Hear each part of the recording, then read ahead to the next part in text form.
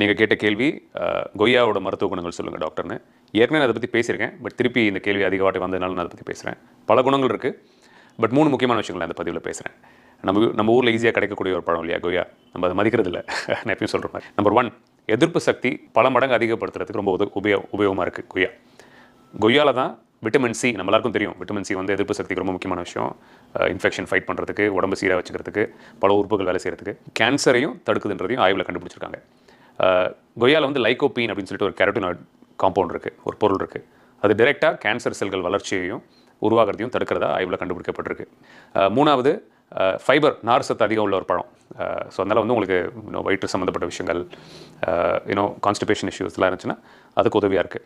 So இதுக்கு மேலே 60க்கு மேலே கொய்யாவோட ப்ரூவன் ஃபேக்ட்ஸ் இருக்குது என்னென்ன பண்ண உடம்புக்குன்னு. பட் 3 முக்கியமான விஷயம் வீடியோ ஷார்ட்டாக வச்சுன்றதுக்காக நான் சொன்னேன். பழைய பதிவில் திருப்பி பேசியிருக்கேன், அதை பற்றி டீட்டெயில்டாக போய் பாருங்கள், உங்களுக்கு புரியும்.